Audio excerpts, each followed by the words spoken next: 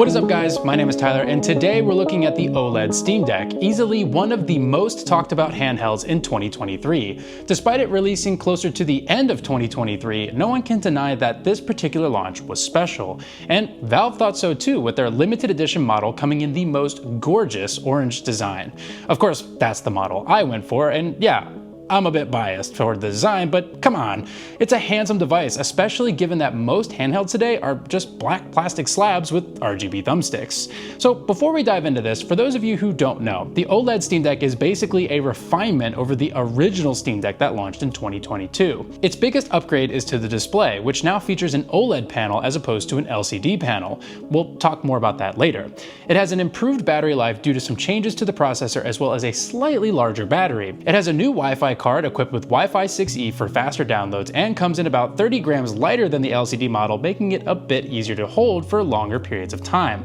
Additionally, Valve redesigned the carrying case so that the inner liner can be removed from the harder outer shell, making it more portable than the LCD model. But let's talk about design. As I mentioned, I have the limited edition model, which is identical to the 1TB model, except it comes with this beautiful translucent outer shell, accompanied by these bright and vibrant orange accents for the thumbsticks, intake grill, exhaust, and the power button. The inner liner for the case is also unique with a super cool Steam Deck pattern.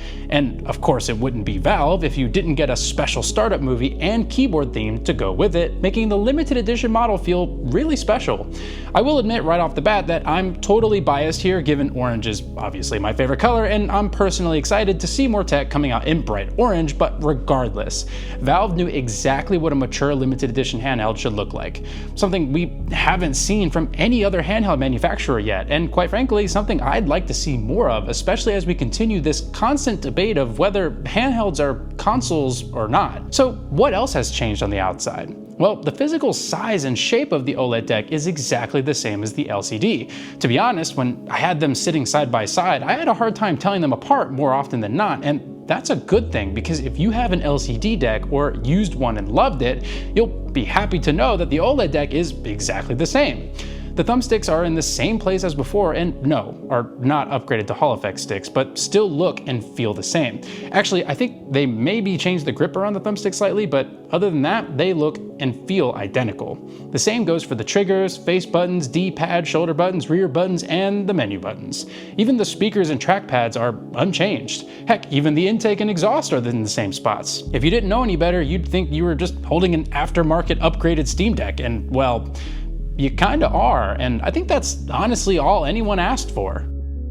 So speaking of controls, I think it's important to note that the Steam Deck has some of the most customizable control settings for a handheld. And no, this isn't exclusive to the OLED, rather a general review of the controls for the Steam Deck as a whole. The addition of the trackpads really adds a level of customization you simply don't get on any other handheld, especially because other handhelds usually only have one trackpad and they're usually flat, lifeless, and mostly just for navigating windows. I recently found this wonderful guide on how to customize your control settings within Steam for the Steam Deck, and while I likely won't ever customize them to that extent, it's nice knowing that Steam Deck has all these options to allow you to play your games the way you want, even games that require a bit more configuring in order to play properly. That being said, it's far enough out of the way that if you have no need for it, it might as well not exist, because Valve doesn't force you to have to configure your controls. Rather, they have standard profiles that make the deck act like a traditional gamepad out of the box, which for someone like me is all I need.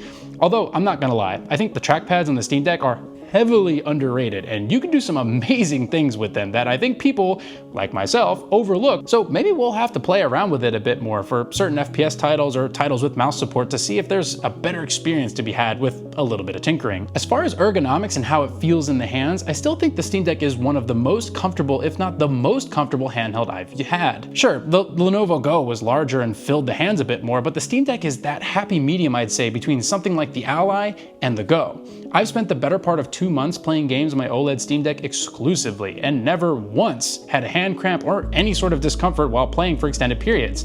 The same can't be said for the Ally or the Go.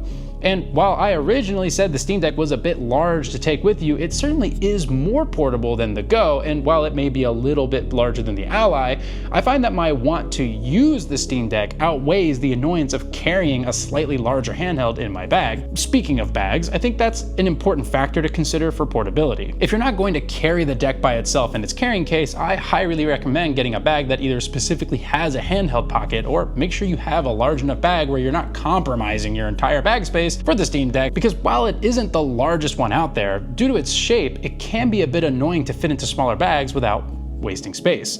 But if portability isn't a big deal to you because you just want something small to play games around the house, then I think the Steam Deck is the best middle ground. The buttons and controls themselves all feel super solid. Nothing particularly stands out to me, although both of my Steam Decks had a slight issue with the D-pad being mushy in one direction. On my OLED, it's the right on the D-pad, and it's noticeably less tactile than the other directions, but it's never been a problem when registering button presses, just more of a feedback thing. I will say, however, what does stand out to me are both the rear buttons and the trackpads. I know I touched on the trackpads earlier, get it, but seriously, Valve did an outstanding job on these. They have awesome haptics, they're the perfect size, perfect texture, and can be configured so many ways to feel either like a mouse or an additional directional pad, all of which are, again, configurable in Steam's built-in control settings.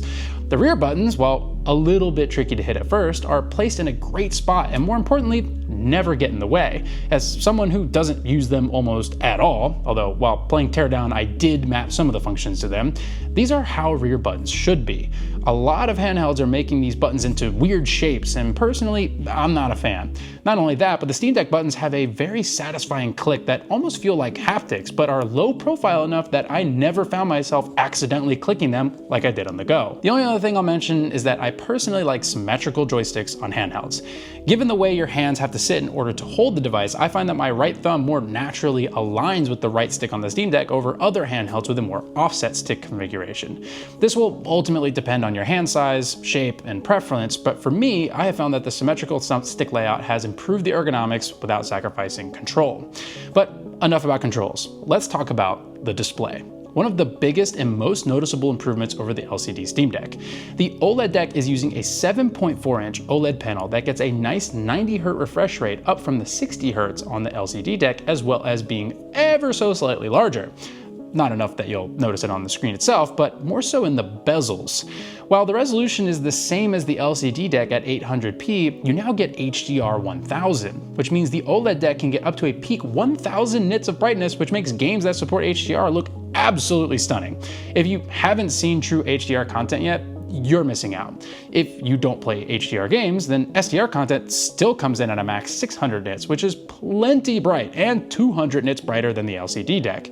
Regardless, I've personally never had issues being able to see my screen even in brighter environments. While I don't recommend sitting in direct sunlight while gaming, the OLED deck certainly doesn't have a problem being seen, which I guess explains the whole "your game's in a whole new light" tagline. Oh, and hot take, 90Hz is more than enough on a handheld. You don't need 120 Hz or 144 Hz. You just want a higher refresh rate, just for the sake of having one. Fight me. But as I've said a million times, you could have the best hardware on the market and the most badass specs, but if the software sucks, none of it matters.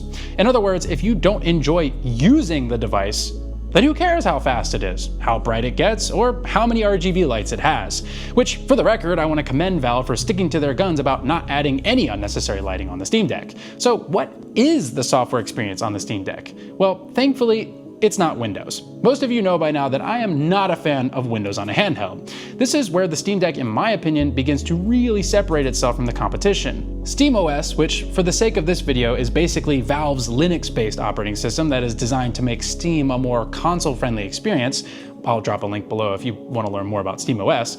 SteamOS, in my mind, is what makes the Steam Deck, plain and simple. Y'all have heard me complain time and time again that the operating system plus whatever software over top of it is what makes the handhelds worth using, and so far, no one on the Windows side has figured it out. If you've used any gaming handhelds, you'll notice they always have two main menus. One that houses all your games in your library, plus a store to buy stuff, and the other is a quick access menu with things like brightness, refresh rate, resolution, etc. And while all handhelds seemingly have these things, SteamOS manages to do it the best in my opinion. I can't stress how straightforward and easy it is to use SteamOS. You power on the Steam Deck and you're immediately logged into Steam and shown a responsive interface that's not only easy to navigate for first-time users, but one that's familiar if you're already a Steam user. This makes setting up and using Steam Deck light years ahead of a Windows-based handheld because, let's face it, Windows setup is long, annoying, and for a gaming handheld, mostly unnecessary. I've gotten flack for it in the past, but most people today don't actually know how to use Windows, and certainly aren't buying a gaming handheld to learn how. It's not commonplace anymore like you might think. There's a reason game consoles are built the way they are, and Valve set out to do the same with the Steam Deck, and quite frankly, it works. Now, I could spend an entire video on SteamOS, but all I'll say is that Resume from Sleep is the fastest I've seen on a handheld, even when in game. The time it takes to turn on the Steam Deck and get into a game is 10 times faster than on a Windows handheld. The Steam Deck Verified program gives you confidence when you buy or play games, knowing they are fully optimized for your Steam Deck, so there's no confusion on what settings to use or what games work and don't work. And in case you need a great guide on what settings to use for your Steam Deck, I've included a link in the description to Steam Deck HQ. The last thing I want to mention about SteamOS is that native mod support via Steam Workshop works better than it has any business to. Many games are better with mods, and Valve's Steam Workshop, which is available on tons of titles already, is natively supported on Steam Deck, allowing you to easily install your favorite mods on your game, even from within game. I was playing Teardown and was easily able to browse and install mods, all without closing the game. No crashes, no issues. It just works. And that's SteamOS in a nutshell. However, while I think SteamOS might be the Steam Deck's biggest strength, it also has the potential to be its biggest downfall. But that's a topic for another day.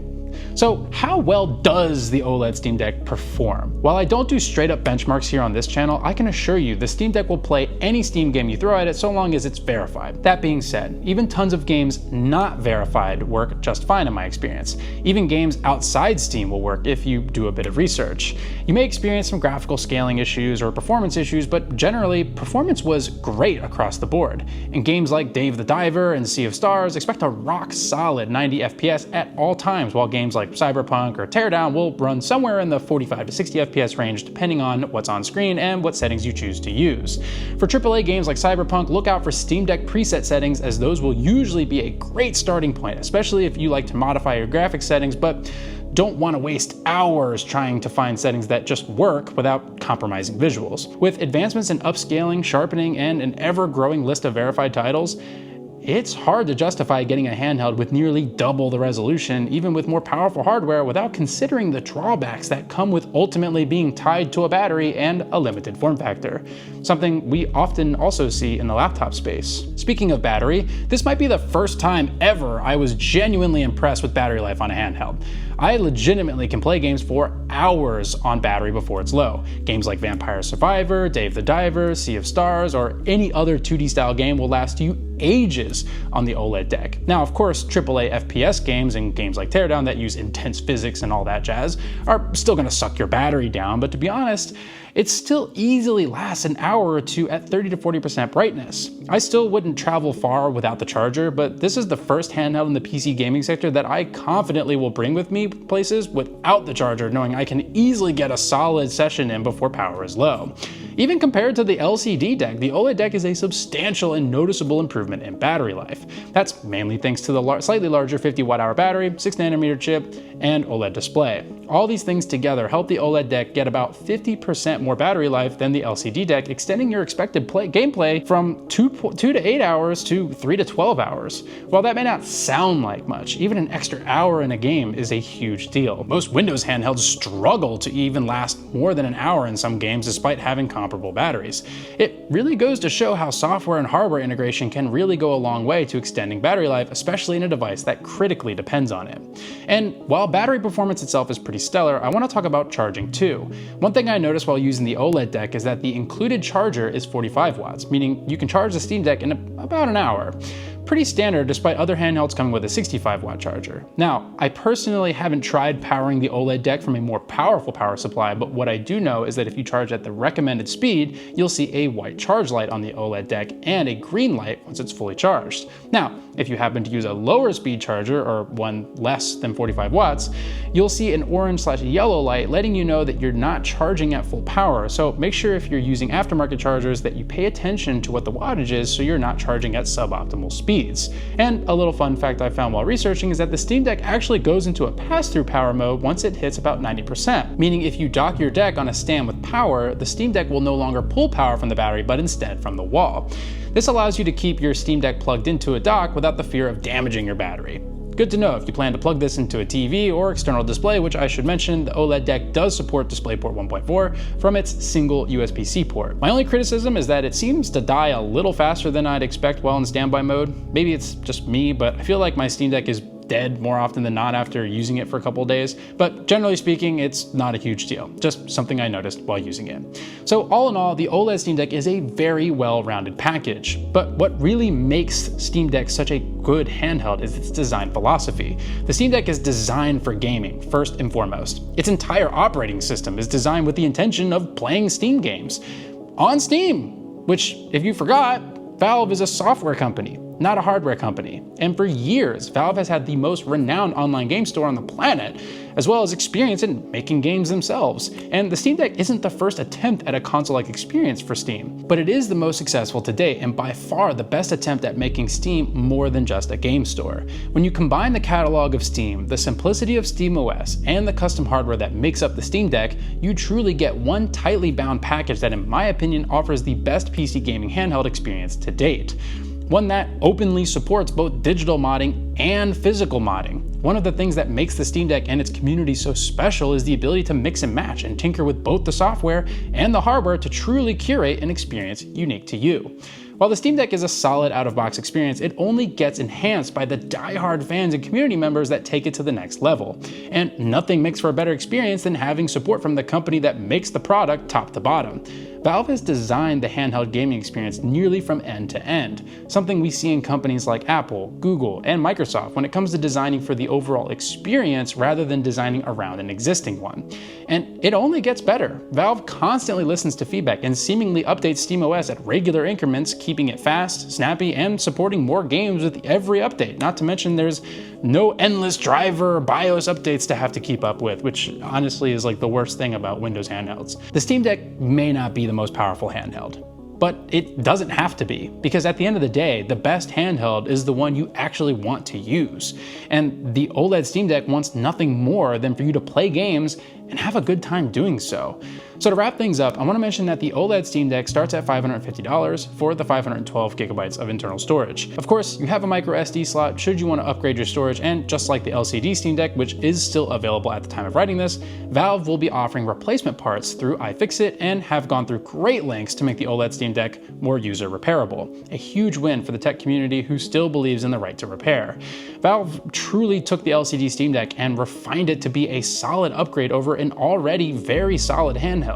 It's not quite enough of an upgrade to call it the Steam Deck 2, but if you've waited this long to figure out which handheld is right for you, I don't think you'll be disappointed with an OLED Steam Deck. It is easily my recommendation for those looking for a straightforward approach to handheld PC gaming with a very reasonable price tag and comparable performance to more expensive options. That's gonna be it for this one. If you enjoyed this video, make sure to hit the like button, and as always, make sure to subscribe to see more content like this. You can follow me on X, Instagram, and TikTok at xxiv_concept. That's 24concept. Learn your Roman numerals. All right, I'll see you guys in the next one. Peace.